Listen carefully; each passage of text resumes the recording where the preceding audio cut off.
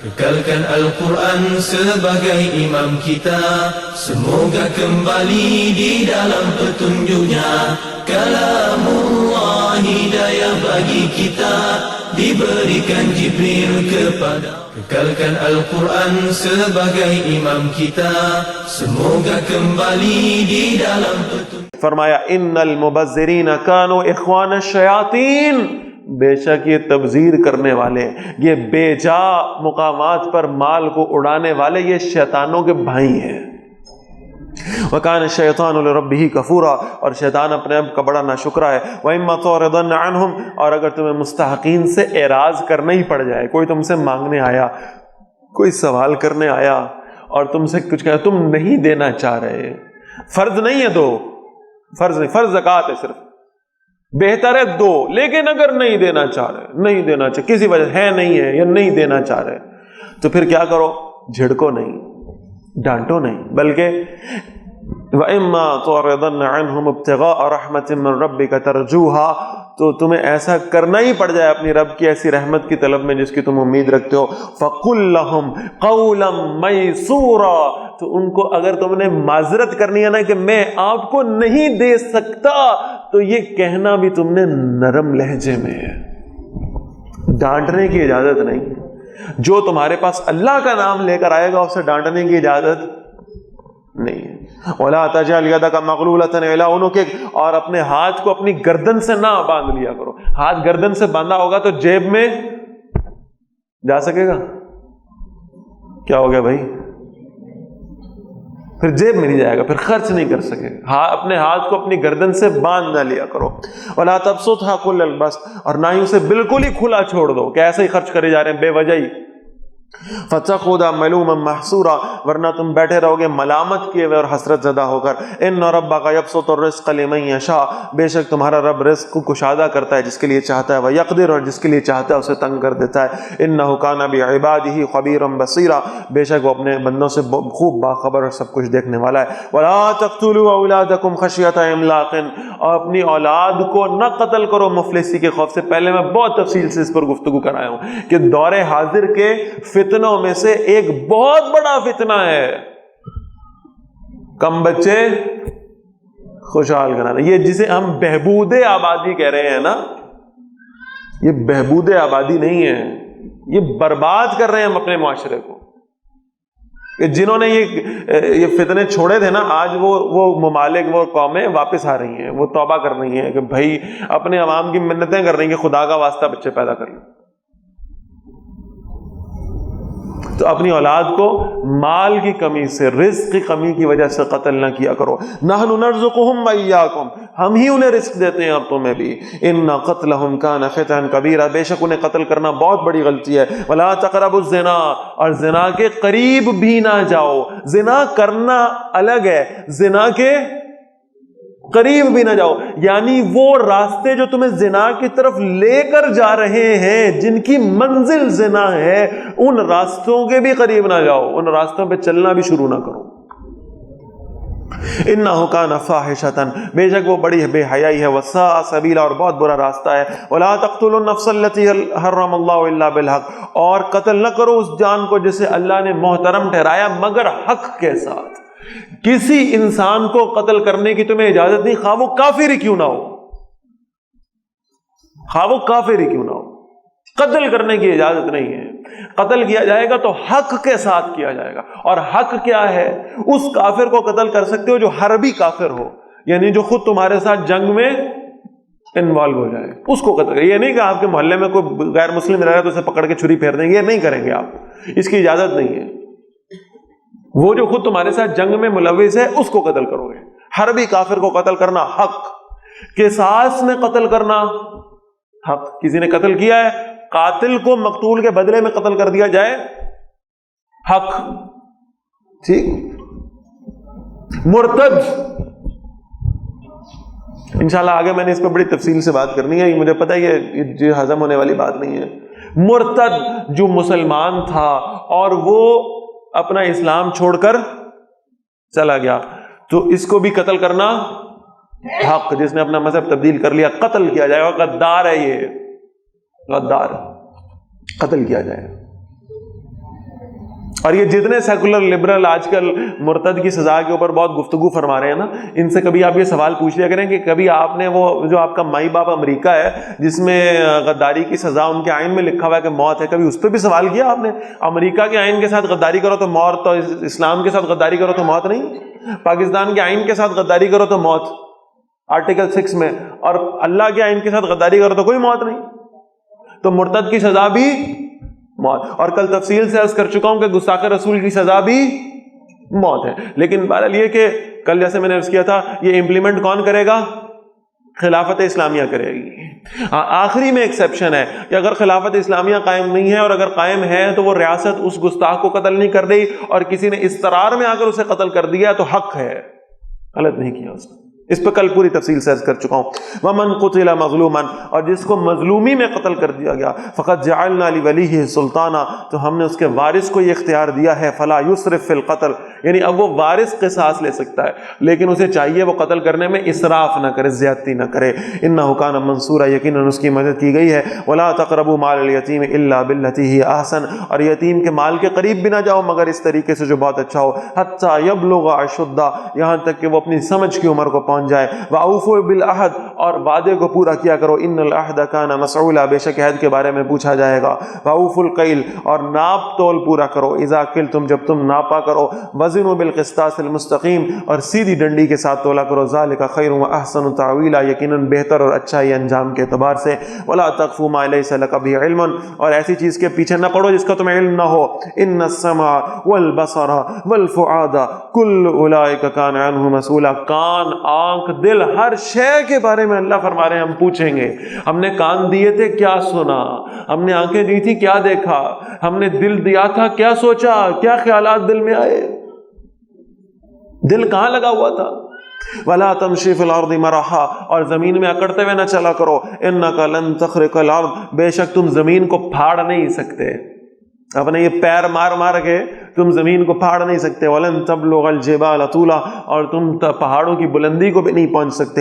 كُلُّ ذَلِكَ كَانَ سَيِّئُهُ عِندَ رَبِّكَ مَكْرُوهًا، اور ان سب باتوں میں ایک برا پہلو ہے تمہارے رب کے نزدیک جو ناپسندیدہ ہے۔ ذَلِكَ مِمَّا أَوْحَىٰ إِلَيْكَ رَبُّكَ مِنَ الْحِكْمَةِ، یہ اس میں سے ہے جو نبی صلی اللہ علیہ وسلم ہم نے حکمت میں سے آپ کی طرف وحی کیا ہے۔ وَلَا تَجْعَلْ مَعَ اللَّهِ إِلَٰهًا آخَرَ، اور اللہ کے ساتھ کسی اور کو معبود نہ بناؤ۔ فَتُلْقَىٰ فِي جَهَنَّمَ مَلُومًا مَدْحُورًا، ورنہ تم جہنم میں ڈالے جاؤ گے ملامت کیے اور دھتکارے ہوئے بنا کر۔ أَفَأَصْفَاكُمْ رَبُّكُمْ بِالْبَنِينَ، کیا تمہارے رب کے لیے چن لیا بیٹوں کے ساتھ؟ تمہیں چن لیا تمہارے رب نے بیٹوں کے ساتھ۔ وَاتَّخَذَ مِنَ الْمَلَائِكَةِ إِنَاثًا، اور خود اس نے بیٹیاں لے لی ہیں فرشتوں میں سے۔ یہ بھی کل ہم نے بات پڑھی تھی کہ یہ کہتے ہیں کہ ہمیں تو بیٹے پسند ہیں اور اللہ کی کیا ہیں؟ بیٹیاں ہیں، معاذ اللہ، فرشتوں کو اللہ کی بیٹیاں بنا دیتے ہیں۔ انکم لتقولون قولا عظیما، تم بہت بڑی بات کہہ رہے ہو۔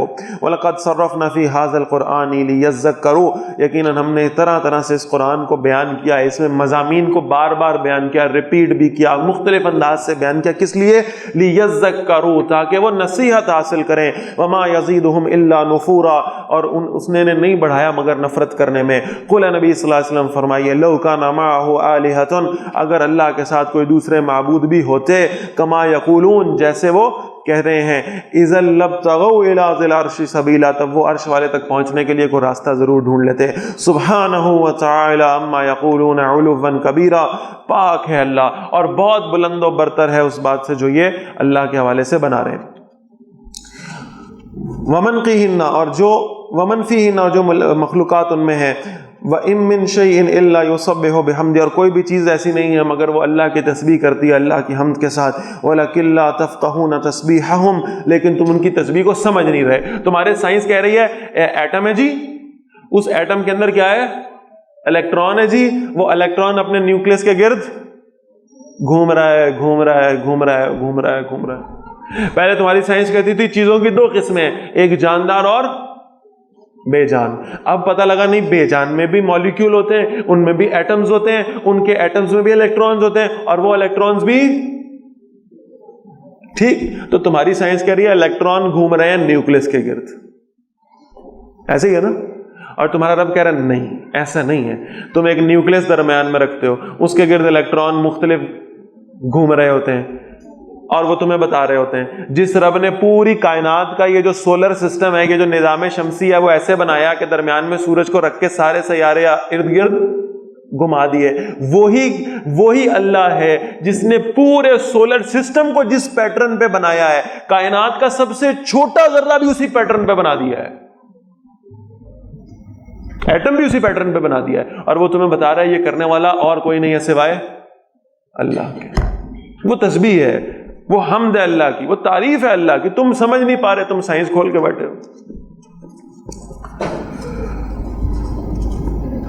وَلَكِنْ لَتَفْقَهُونَ تَسْبِيحَهُمْ، تم اس کی تسبیح کو سمجھتے نہیں ہو۔ إِنَّهُ كَانَ حَلِيمًا غَفُورًا، بے شک وہ بہت بردبار اور بہت مغفرت کرنے والا ہے۔ وَإِذَا قَرَأْتَ الْقُرْآنَ، اور نبی صلی اللہ علیہ وسلم جب آپ قرآن پڑھتے ہیں، جَعَلْنَا بَيْنَكَ، ہم آپ کے درمیان میں حائل کر دیتے ہیں، وَبَيْنَ الَّذِينَ، اور ان لوگوں کے درمیان میں، لَا يُؤْمِنُونَ بِالْآخِرَةِ، جو ایمان نہیں رکھتے آخرت پر، حجابًا مستورا، ایک پردہ ہے جو چھپا ہوا ہے۔ معلوم یہ ہوا کہ ایمان والوں میں اور کفار میں فرق کر دینے والی شے کیا ہے؟ قرآن ہے۔ وَجَعَلْنَا عَلَىٰ قُلُوبِهِمْ أَكِنَّةً أَن يَفْقَهُوهُ، اور ہم ان کے دلوں پر پردے ڈال دیتے ہیں تاکہ وہ اسے سمجھیں۔ وَفِي آذَانِهِمْ وَقْرًا، ان کے کانوں میں بوجھ ہے۔ وَإِذَا ذَكَرْتَ رَبَّكَ فِي الْقُرْآنِ وَحْدَهُ، اور جب نبی صلی اللہ علیہ وسلم آپ ذکر کرتے ہیں اپنے رب کا قرآن میں، اس کی توحید کے ساتھ، اللہ کا قرآن پڑھتے ہیں اور اس میں خاص طور پہ اللہ کی توحید کا تذکرہ فرماتے ہیں، وَلَّوْا عَلَىٰ أَدْبَارِهِمْ نُفُورًا، وہ اپنی پیٹھ پھیر کر وہاں سے نفرت کا اظہار کرتے ہوئے بھاگ جاتے ہیں۔ اللہ کی توحید کا ذکر ان سے برداشت ہی نہیں ہوتا۔ نحن اعلم بما يستمعون به، ہم خوب جانتے ہیں وہ غرض جس کے لیے یہ سنتے ہیں آپ کو، اذ يستمعون الیک، جب یہ آپ کی طرف کان لگاتے ہیں، واذ هم نجوا، اور جب یہ سرگوشیاں کرتے ہیں، اذ يقول الظالمون ان تتبعون الا رجلا مسحورا، جب یہ کہتے ہیں کہ یہ ظالم کہ تم اس کی پیروی نہیں کر رہے مگر یہ ظالم یہ کہتے ہیں کہ تم ایک ایسے آدمی کی پیروی کر رہے ہو جس پہ جادو کیا گیا ہے۔ انظر، دیکھیے، کیف ضربوا لك الامثال، کیسے یہ آپ کے لیے مثالیں بیان کرتے ہیں، فضلوا، پس یہ بھٹک گئے، فلا يستطيعون سبیلا، اب وہ سیدھا راستہ نہیں پا سکتے۔ وقالوا، اب یہ تین سوالات ہیں مشرکین کے، بڑے تنزیہ قسم کے سوالات۔ وقالوا، اور وہ کہتے ہیں، اذا كنا عظاما ورفاتا، اچھا جی ہم مر جائیں گے، ہڈیاں ہڈیاں ہو جائیں گے، چورا چورا ہو جائیں گے، ہماری باڈیز ڈیکمپوز ہو جائیں گی، ہماری ہڈیاں چورا چورا ہو جائیں گی، ہم مٹی میں مل جائیں گے، کیڑے مکوڑے ہمارے جسم کو کھا جائیں گے، آئنا لمبعوثون خلقا جدیدا، پھر دوبارہ نئے سرے سے ہمیں پیدا کیا جائے گا۔ قل، اے نبی صلی اللہ علیہ وسلم فرمائیے، کونوا حجارۃ او حدیدا، فرمائیے تم پتھر یا لوہا بھی ہو جاؤ۔ یعنی ایک مشرک تھا نا جو آیا، اس نے پرانا کوئی جانور مرا ہوا، اس کی ہڈی اٹھائی، اس کی ہڈی کو لے کر سامنے آیا، اور اللہ کے نبی صلی اللہ علیہ وسلم سے اس نے کہا، اچھا جی ادھر ذرا دیکھیں، یہ ہڈی ہے نا، ہڈی یہ دیکھ، یہ میں نے اس کو پکڑا اور میں نے اس کو اپنی مٹھی میں یوں کر دبایا اور ایسے پیسا، یہ کیا ہو گئی؟ یہ تو چورا چورا ہو گئی۔ پھر اس نے پھونک ماری، کہاں گئی؟ اڑ گئی، ختم۔ اچھا آپ کا رب کہتا ہے اسے بھی دوبارہ بنائے گا، اسے بھی دوبارہ بنائے گا؟ اللہ نے اس کا جواب دیا، اے نبی صلی اللہ علیہ وسلم ان سے کہیے، کونوا حجارۃ او حدیدا، تم پتھر بن جاؤ، لوہا بن جاؤ، او خلقا مما یکبر فی صدورکم، یا کوئی ایسی مخلوق بن جاؤ جو اس سے بھی بڑی تمہیں محسوس ہوتی۔